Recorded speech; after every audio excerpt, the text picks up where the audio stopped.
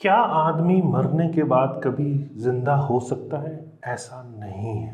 मरने के बाद लोग जिंदा नहीं हुआ करते, लेकिन रियल एस्टेट कंपनी अगर मर गई है तो वो जिंदा हो सकती है।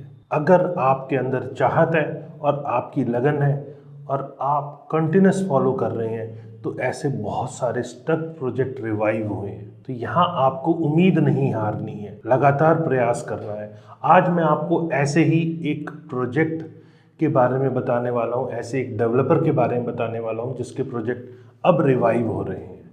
जी हाँ, सुप्रीम कोर्ट के ऑर्डर के बाद यूनिटेक लिमिटेड के बहुत सारे प्रोजेक्ट्स अब रिवाइव हो रहे हैं। तो क्या उनकी रीसेंट डेवलपमेंट है, क्या सुप्रीम कोर्ट कहता है और कैसे कैसे ये रिवाइव हो रहे हैं, बायर्स के पास क्या क्या ऑप्शंस हैं, आज इस वीडियो में कंप्लीट डिटेल देने वाला हूँ। वीडियो में कहीं मत जाइएगा, लास्ट तक बने रहिएगा, क्योंकि यहाँ होम बायर्स की अपनी लगन के साथ अगर उन्होंने मेहनत की है तो उसका फल उन्हें मिल रहा है। देर बहुत हुई क्योंकि यहाँ थोड़ा सा टाइम ज़रूर लगता है, लेकिन अब उन होम बायर्स को घर मिलने का समय आ रहा है। उनकी जो एफर्ट्स हैं उसके फल मिलते हुए नज़र आ रहे हैं। तो आज मैं आपको इस पे डिटेल में सारा समझाने वाला हूँ। वीडियो में कहीं मत जाइएगा। अगर ये वीडियो आपको पसंद आए तो लाइक कीजिएगा, कमेंट कीजिएगा और ज़्यादा से ज़्यादा लोगों को शेयर कीजिएगा, क्योंकि ऐसे बहुत सारे फंसे हुए प्रोजेक्ट्स हैं जहां होम बायर्स बहुत ज़्यादा इनिशिएटिव ही नहीं लेते। व्हाट्सएप पे तो ज़रूर मैसेज कर लेते हैं, लेकिन ग्राउंड पे आके बहुत ज़्यादा इनिशिएटिव नहीं लेते। तो यहाँ उन होम बायर्स को भी इनिशिएटिव लेने की ज़रूरत है, उनको मोटिवेट करने की ज़रूरत है कि अगर आप एफर्ट्स करेंगे तो उसका रिज़ल्ट आएगा। कैसे और क्या आया है आज इस वीडियो में आपको बताता हूँ। तो चलिए शुरू करते हैं। नमस्कार, मैं हूं Pradeep Mishra. The property Mishra show में आपका स्वागत है। यहां हम आपको प्रॉपर्टी और प्रॉपर्टी मार्केट की हकीकत बताते हैं। नो बकवास, डायरेक्ट काम की बात। चलिए शुरू करते हैं। रीसेंट डेवलपमेंट ये है कि सुप्रीम कोर्ट ऑफ इंडिया ने परमिशन ग्रांट कर दी है अब new management of Unitech limited को। किसके लिए? कि वो रिज्यूम कर सके कंस्ट्रक्शन एक्टिविटीज़ जो कि एसेंशियल है, जिससे कंपनी का प्रॉपर फ्यूचर बन पाए। तो क्या उस सिग्निफिकेंट डिसीजन की वैल्यू है?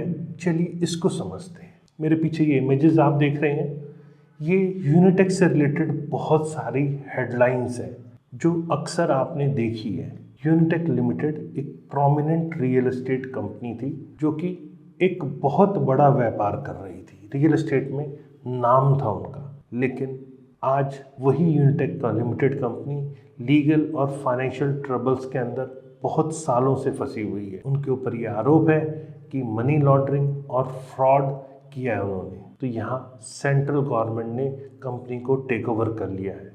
जो उसकी मैनेजमेंट है उसको 2020 के अंदर टेक ओवर कर लिया है। एक ऑडिट हुआ जो कि ग्रैंड थ्रॉन्टन द्वारा किया गया, उसमें ये पता चला होम बायर्स का बहुत सारा पैसा सही ढंग से एप्रोप्रिएट उसका यूज़ नहीं किया गया, मिस एप्रोप्रिएट यूज़ हुआ उसका, जिससे कंपनी के अंदर बहुत दिक्कत आई। फंड डाइवर्जन होने से अक्सर कंपनी में दिक्कत आती है, तो वही दिक्कत यहाँ पर भी आई।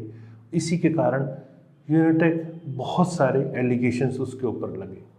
तो वो एलिगेशंस थे जिसमें होम बायर्स ने अपनी लड़ाई लड़ी और कहीं हद तक इस स्टेज तक आया कि यहाँ सुप्रीम कोर्ट खुद उसे मॉनिटर कर रहा है। सुप्रीम कोर्ट द्वारा रिटायर्ड जज, जो कि सुप्रीम कोर्ट के रिटायर्ड जज हैं, मिस्टर AM सापरे को अपॉइंट किया गया। तो मिस्टर AM सापरे का जो अपॉइंटमेंट था उसका मेन मोटिव ये था कि यूनिटेक के इश्यूज़ को रिजोल्यूशन मिले, किस तरह से फैसिलिटेट किया जाए कि रिजोल्यूशन पॉसिबल हो पाए।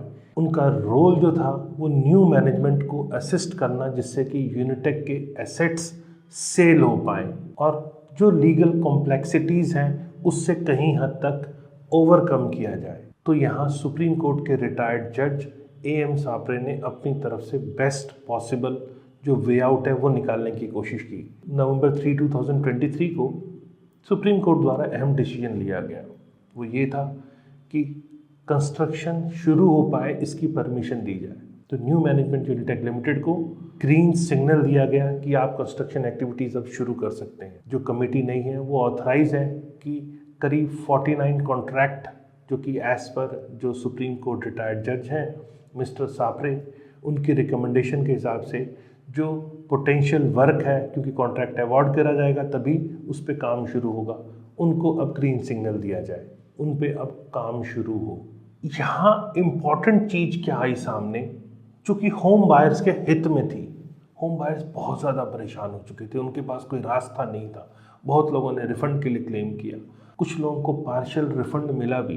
तो यहाँ होम बायर्स को ऑप्शन दिया गया कि ऐसे होम बायर्स जिन्होंने पहले रिफ़ंड के लिए ऑप्ट किया हुआ है, उनको वन टाइम ऑप्शन दिया गया कि अगर आप अपनी चॉइस को चेंज करना चाहते हैं तो वो ईमेल द्वारा अपनी प्रेफरेंस को चेंज कर सकते हैं। जो उनकी रजिस्टर्ड ईमेल आईडी है उस द्वारा वो मेल करके अपनी प्रेफरेंस को चेंज कर सकते हैं। और अगर ऐसे कुछ होम बायर्स हैं जिन्होंने पार्शियल रिफ़ंड ले लिया है तो वो होम बायर्स भी अपनी रिफ़ंड जो अमाउंट लिया हुआ है उसको डिपॉजिट करके अपनी चॉइस को चेंज कर सकते हैं। इसका क्या मतलब है? इसका मतलब आम बायर के लिए है, क्योंकि जब उन्होंने प्रॉपर्टी ली थी तब प्रॉपर्टी के रेट अलग थे। खैर वो बात और है कि उनको घर मिल जाना चाहिए था, बहुतों ने बहुत अपनी जीवन भर की गाड़ी कमाई भी लगा दी। लेकिन अब अगर ऐसा ऑप्शन मिला है, प्रॉपर्टी के प्राइसेस काफ़ी अप्रिशिएट हो चुके हैं, तो आपको उसी रेट पर अगर गवर्नमेंट द्वारा कोशिश की जा रही है कि प्रॉपर्टी मिल सकती है, तो मेरे को लगता है कि आपको ऐसे ऑप्शंस को ऑप्ट करना चाहिए। जो बैलेंस पेमेंट है आपको वो करनी चाहिए, और अगर आपने रिफ़ंड का ऑप्शन ऑप्ट किया था तो उससे आपको एग्ज़िट लेना चाहिए और ईमेल करके अपनी प्रेफरेंस को चेंज करना चाहिए। और साथ में अगर पार्शियल रिफ़ंड ले लिया है तो डिपॉजिट भी करना चाहिए और उस प्रॉपर्टी को लेना चाहिए, क्योंकि प्रॉपर्टी बहुत अप्रिशिएट होगी, यहाँ आपका फ़ायदा भी है। और दूसरा फ़ायदा ये है कि अगर मैनेजमेंट के पास पेमेंट जा रही है तो मैनेजमेंट के पास कैश फ्लो बढ़ रहा है और जो बैलेंस बचा हुआ काम है वो उसको पूरा कर पा रहे हैं। वो बात और है कि यहाँ मैनेजमेंट के पास भी ये ऑप्शन है कि वो उनके एसेट्स को सेल करके बैलेंस काम को कराया जाए। यहाँ होम बायर्स का फ़ायदा है। तो आप क्या सोच रहे हैं? क्या ये खबर आपके काम की है, नहीं है? कैसे आप इसको ले रहे हैं, ये मुझे कमेंट सेक्शन में बताइएगा।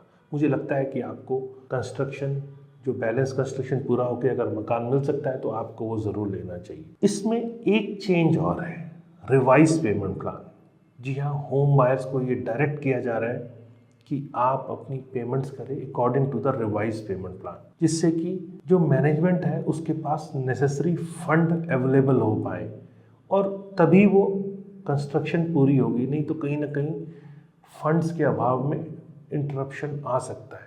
तो आप अपना बचा हुआ पैसा पूरा करें और एज़ पर पेमेंट प्लान, जो रिवाइज पेमेंट प्लान दिया जा रहा है उस हिसाब से आपको पेमेंट करनी चाहिए। एक तो आपको प्रॉपर्टी रिजनेबल रेट पे मिल रही है और बाकी भी लोग जो हैं, अगर फंड का फ्लो बनता है, कैश फ्लो बनता है, तो उन लोगों को भी घर प्रॉपर मिल पाएगा। तो आप इस प्लान को ऑप्ट कर सकते हैं। अब बारी है, क्या सीनियर एडवोकेट और एडिशनल सॉलिसिटर जनरल ASG का रोल है? Senior advocate and additional solicitor general जो कि रिप्रेजेंट कर रहे हैं न्यू मैनेजमेंट को, उन्होंने एम्फसाइज किया कि इस डिसीजन की जो इम्पोर्टेंस है, जिसमें कि जो रिटायर्ड जज मिस्टर सापरे हैं, उनके एफर्ट्स जो लगे हुए हैं, उस हिसाब से जो बेस्ट पॉसिबल वे आउट होगा उसको किया जाएगा।